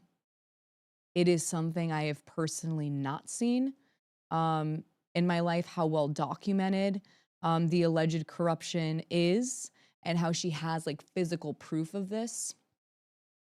And so this is going to be like a major, like, this is not spoken about. And this is not the thing that's dropping, by the way. This is not the thing that I was talking about earlier. This is something else. But we're going to be diving into that Thursday. But speaking of Brad Pitt, though, I feel like next week we should definitely dive into the allegations against Brad Pitt, because I know that his son did say some things that were very shocking and telling about Brad Pitt's behavior. And I've personally never been a fan. Please consider, okay, yeah, donate. Tom Hanks too. Wait, what? Alexa, please talk about it because I don't know anything about it. Yeah, no one knows anything about this. And this poor reported survivor has been having to, you know, journalists have learned about this and then ghost her And, you know, let's just say when it comes to very powerful figures, right? Very, very powerful political figures. I mean, for example, Arnold Schwarzenegger isn't just Terminator. You know, he was the governor of California. And so when you're talking about like these very powerful individuals, you know, crisis managers, all those things come into play. And the survivor has not been able to have her story truly told. And she has so much of it documented. And so we're going to amplify her voice here on the show this Thursday and really start doing a deep dive on it. I mean, and this is wild. TMZ's involved. You guys, this like story is wild. And Jack Nicholson's son. And then you got Blaze Pizza. Blaze Pizza. Blaze Pizza. Does anyone know what Blaze Pizza is? It's like Chipotle, but for pizza. Where you, that's what it is. Don't even laugh. That is what it is. You go and you like pick, you know what I mean? Your toppings.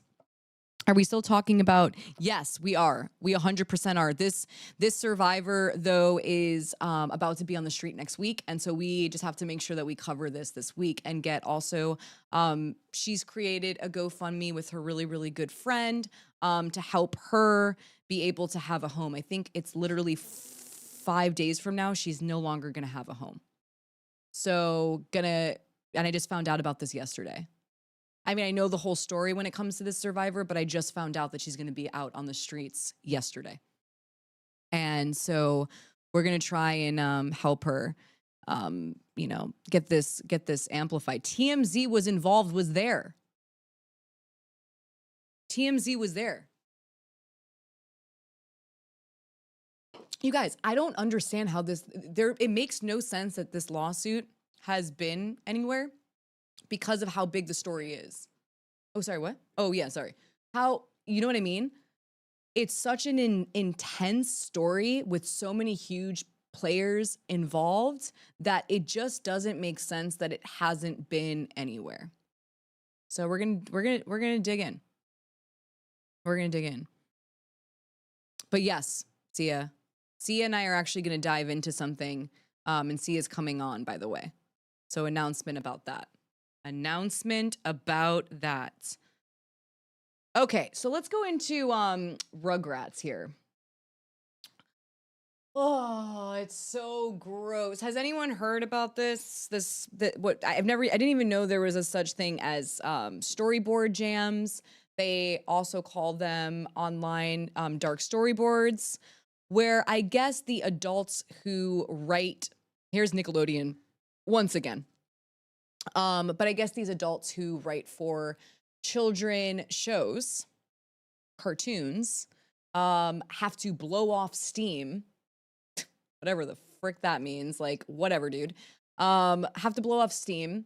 And what they do is one person will write one square of the storyboard, and then it gets passed on to the next person, and then the story gets told, and it's more in an adult way, and it's a way to just get your creative flow going, and I guess not go so mad that you're just constantly having to be in the limitations of children content. But when you see what this is, when I think of like blowing off steam, I just think like maybe making some like funny jokes about specifically the parents, like not ones that go into DV of any kind or child's essay. But it seems like Rugrats is something different. So before actually pulling this up, I had to look into who created Rugrats, and it's this man named Paul Germain.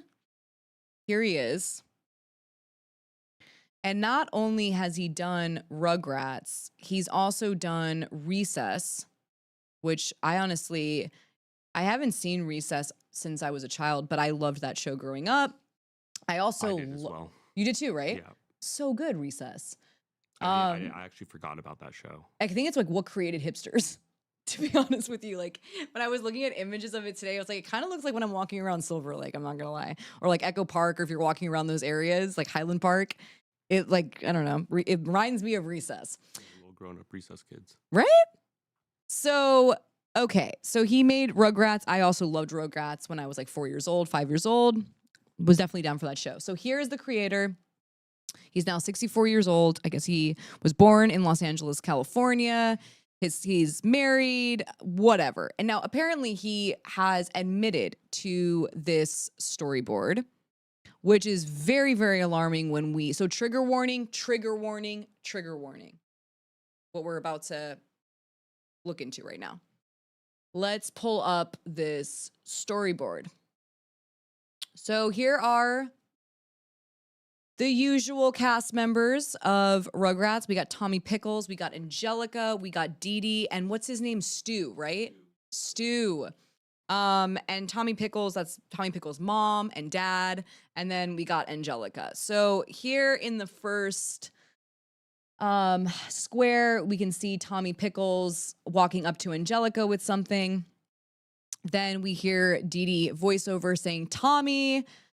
Then Dee Dee continues, you know you're not to have juice before dinner.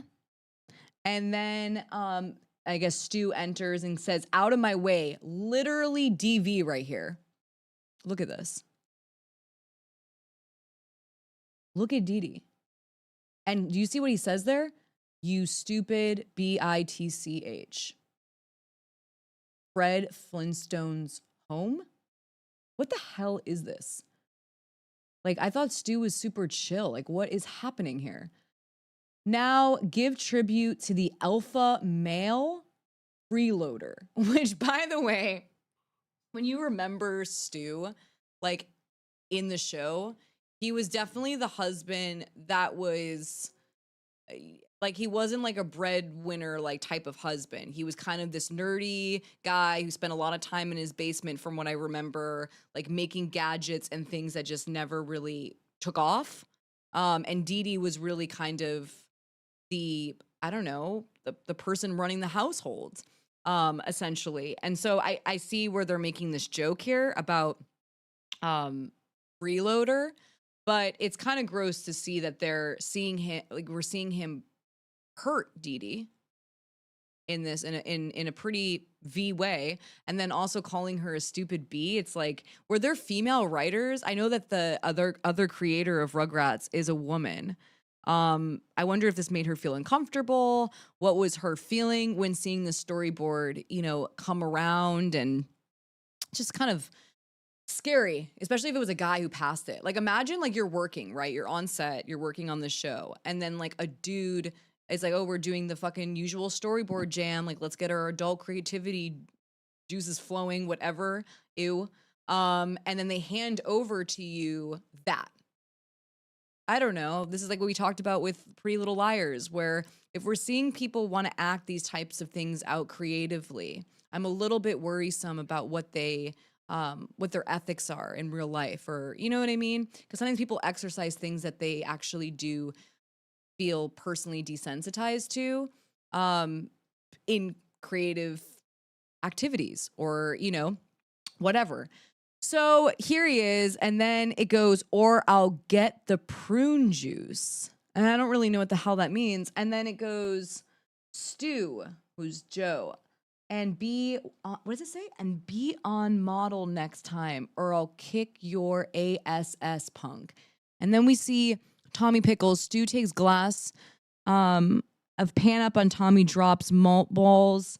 Tommy twitches uncontrollably. So basically what I think the adult situation that's taking place is that there's Drano in the prune juice.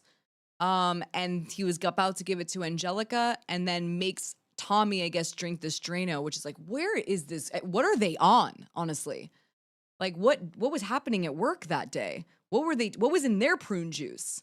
You know what I mean? Then this is where it gets really bad. So trigger warning, here's Angelica.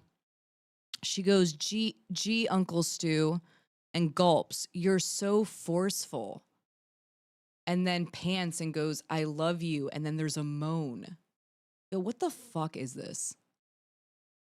And then Stu goes, that's right, my little C word. This is, I'm sorry. Hold on. I need a second. You're like, okay, like this is douchebag, this is problematic. And then it got there. Why? Why did it get there? How did it all of a sudden go to child like essay hints? Nope, nope, nope, nope, nope, nope, nope. Nope, nope, nope, nope, nope, nope, nope, nope. My little C word? Oh, I'm sorry, like, oh my God. Who wrote that down? Guys, it gets worse. Trigger warning. I'm going to finish it because I just want to finish this last sentence and then I can't even believe this is real. Is this real, Nickelodeon? Here's Nickelodeon again, by the way. Just wait. The storm is brewing. Okay. That's right, my little C word. One day, you'll be daddy's little girl. I'm out. I'm out. I'm out. I'm out. I'm out. I'm out. I'm out. What the fuck is happening? This is deeply concerning. Like when people were talking about this in the chat when we were doing No More Nostalgia, I was like, okay, you know, is it like a conspiracy? I didn't know what it was. Then I look into it. It's not a conspiracy. They validate that this is a real storyboard. It's like confirmed by the creator. At least that's what I saw in the TikTok videos and also in an interview. What the heck is this? And how did it get out there? They allowed this to get out there. Like I can never look at Rugrats the same, honestly. And I've been having Nova watching the Rugrat movie because sometimes, you know, you live vicariously through your own childhood. And now I'm just like, I will never be able to unsee this. What is wrong? And this is what it was like, you know, we've heard this also when it comes to in the Business Insider article about Dan Schneider. You know, Dan Schneider had mostly male writers, no women. There was actually no female writers on Zoe 101, not one that I can remember, not one. And not just that, in the past, when he did have a female writer in the room, allegedly, there was a lot of horrible things that went on in the Business Insider. Now imagine being a female in the 90s, a female, writer, animation writer. This is what you were having to deal with. And then you hear Harvey Mason Jr. talking that, you know what women have to deal with in these work environments? This shit. What is this? What is this? And I don't see anybody speaking up on, anyone's behalf when it comes to what the heck this is. I don't see anyone doing that. No one. No one. I mean, this is pretty gross, you guys. Seeing Angela gulping and panting, and then they put moan. This is a little. Angelica's 2. How old is Angelica in the show? Do we remember? I feel like why 8, do I? Maybe even younger. 3, right? 4? Yeah, definitely no higher than 8. No higher than 8. Yeah, it's maybe 4, maybe 4. 5. Right, going into preschool. I mean, this is just disgusting. Alexa, it was Steve Russell that made this, as well as a few other board artists that worked at Classy. Wait, hold on. Who?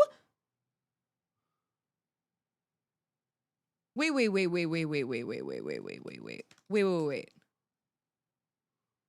Wait, can you send me who this person actually... Wait, Steve Russell, who is that? This is the person. Angelica was 3, 4. She's 3. That's so... What is happening? No one can justify this disgusting behavior. This is disgusting. This is the fact that these men weren't even fired for this type of behavior. Deborah Dugan was let go because what? Was she doing this? Really doubt it. That's why I get so tired of this stuff, because you're criminal behavior, PDF files. you know, and then you hear what he was saying about Deborah. It's just like, it's absurd. Yeah. Uh-huh. So wait, you're saying, so Steve Russell's, okay, I see him. So he was one of the people who was doing the, there is Robot Chicken sketch where the Rugrats go on their own to find Tommy's missing Reptar toy. And Tommy says this, that after they cross the freeway, whoa, really? Wait, there's other storyboards? If you have any, send them over to eatpredators@gmail.com. Yeah, innuendo. Or the Reddit. Or the Reddit. Yeah, or the Reddit. Wait, innuendo. Rugrats was one of my comfort shows too. Can you believe they were doing this behind the scenes to Angelica? I don't even, what? And what's scary about it is you see like Tommy Pickles like almost unalive. You know what I mean? This is so dark. So like Stu is a DV monster and a PDF file. And that's how they blow off steam, the boys, right? Boys will be boys. This is what it looks like when boys will be boys. God. This is men will be men. This is what it looks like, huh? PDF file and DV. That's what it looks like when men just blow off steam. It seems. Annecy. Oh yeah, the spot fund. Let's get that spot fund going. Yeah, it is unjustified. And and what's really scary about it is they admit to it. They're like, "Oh yeah, that was us blowing off steam." You're like, let's start investigating more about what the work culture, work environment was like while working at Rugrats. Because for me personally, it's feeling a bit alarming. This is like Nickelodeon once again. Robot Chicken. Isn't, what's his name? Seth Green or what's his name? Isn't he Robot Chicken? What's the thing with Robot Chicken? Yeah, I had no idea this was behind Rugrats too. And it just is, I don't know, dude. Like, this is the culture that a lot of women are dealing with, you know, and everybody else too. I'm not making this female specific. The reason why I keep mentioning women this episode is specifically because, you know, this is what Harvey Mason Jr. has been saying about women. This is about people in general. Yeah, I did. He's just, I didn't see anything about him. I just saw that he's on Rugrat. He does Rugrats. But I haven't seen like any allegations or anything when it comes to him. He's definitely just a freak. A freak. Yeah, maybe even more than that. Oh, whoa. Is this what he's like now? Wait, what is he doing now? Wait, can we look at this really quickly? Is this him now? You guys, what is he doing? What is this? Comedy with a catch. Juggling, magic, audience fun. I'm sorry, this is giving me a bad vibe. I wouldn't want my kids going near any of those men. Not gonna lie. Those... No, I'm good. If I saw that like going around, I'd be like, I'm good. No, thank you. Don't need to participate in that whatsoever. I'm completely all good. That's not the same Steve Russell, right? Let's look at his Twitter. Just curious what's going on in his Twitter. What is he doing now? Oh, Hey Arnold. Oh, and SpongeBob. I've heard there's like also some things with SpongeBob too, but I don't know. I've never really looked into it. Okay, so the last time he tweeted was in 2022. I mean, it's definitely like a thing that like there's always weird Adult things in these cartoons. Just right? not like that. What we just saw. I mean, that wasn't actually in a cartoon. That was just like their storyboard. Obviously not okay, but I remember stuff being in the Little Mermaid. I've seen stuff on that, definitely. and then just other stuff as well. Oh, definitely. Because they like to say like, oh, it's because, you know, adults are watching these shows and movies with their kids. And so, you know, want to entertain the parents too, you know, like while the thing is happening. And there's always a fine line of that, right? You know, you have to be mindful of what is an appropriate adult like joke and what is not appropriate adult joke. And it's about being very mindful regardless, Because again, you're not making content for adults, you're making content for children. And so you have to be extremely mindful. No, not SpongeBob, Annecy. Yeah, I mean, if you guys know anything when it comes to SpongeBob, I'm kind of, that's not the same Steve Russell. Okay, good. I was like, was that the same guy? Like, who is that? Who is that? Watch out for Google. I looked Brian Peck up and got a different Brian Peck. Whoa, BB. Are you serious? Oh my God. And you know, the Ren and Stimpy guy, there was a lot of teenage allegations. Horrible what I read about him. Really not good allegations, very serious allegations of girls that were, it's just very, I'll maybe talk about that one episode, but it was so not good. I don't know. It a little bit always worries me when I see certain people wanting to like have engagement with children, you know, or creating something for children. They're either like really great people, you know, like for example, Rafi. You remember Rafi, who like sings all the songs for kids. Anyways, I used to love all of those songs when I was a kid, and he's been a stand-up dude like forever. Like there's no allegations against him. He's you know, just a stand-up actual dude and actually cares about the future of children. There's either those people or there is honestly, there's no in between, right? There just isn't. You're either like really, really, and want to be an advocate for the future and want to make sure that children are feeling seen and loved and supported in a very non-toxic way, or you're a person who's preying on children. So for me, it's like, wow, that's not a great flip of the coin, right? Like if you're flipping the coin, there's a high chance that something either really is fine or something really bad. And I don't like that. Just always gives me the ick. It always gives me the ick. I loved, wait, Pogo, that was one of my favorite shows. I've never seen that. Steve Russell is how, oh, Wrestle. So it's Ressel, Wrestle. Got it. But that was his Twitter, right? That I pulled up. Oh, you're right. Oh, right. Okay, wait, let me look. And he just happens to also work on the Rugrats? Yeah, I don't get that. Wait, what? Wait, why does he also work on the Rugrats? That's kind of crazy. Wait, who's this?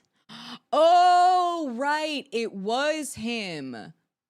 No, you're right. This is where I saw, this is the guy who is in the interview, I think, on the TikTok that I watched. Yo, these guys are just so gross. I don't know. The animation world, honestly, like, also kind of freaks me out. So, okay. Well, I feel like I'm trying to think if there's anything else that I should be diving into that I forgot. I feel like I almost want to just hear. I want to hear. Okay, let's put. I mean, also just that spot fun, please. Let's see where we're at. I'm just gonna refresh it really quickly and just see. Wow, look at that! I think it was $300 at the protest, and now it looks like there is $222 that has been raised. You know, during this episode of Eat Predators Daily. Thank you so much. Please, if you know anyone also who's willing to, you know, donate $1 to this incredible survivor, please share this. Friends, family, even $1 counts. And so Thursday, we're gonna go into, hopefully something comes out by then that I can talk to you guys about it. But if not, you know, we're gonna be talking about Ray Nicholson. We're going to be talking about Arnold Schwarzenegger. We're going to be talking about Blaze Pizza. God, I keep forgetting these guys' last names, these bros' last names. Drizz. The Drizzes. And Sean Drizz, his girlfriend is Arnold Schwarzenegger's daughter. I'm pretty positive. So we're going to be getting into that. We're going to get into what happened there. We're going to try and also raise some funds for her. When you guys hear the story, I'm not kidding you. This is one of the most wild alleged corruption cases I've ever seen in my entire life. And so we're going to amplify that. And maybe we'll talk a little bit about Brad Pitt too. I feel like Brad Pitt should be in on Thursday. And if there's anything else that you're wanting me to cover on Thursday, please let me know. And you guys are the best. We'll also do Survivor of the Week on Thursday. Thank you so much to all of the incredible survivors here and allies. This episode was sponsored by you guys. And thank you so much for everything. And have a beautiful night. And ew, I can't believe I'm not gonna watch Rugrats ever again. I'm not. I'm legit not watching it. Not gonna be able to unsee it. But you guys have a good night.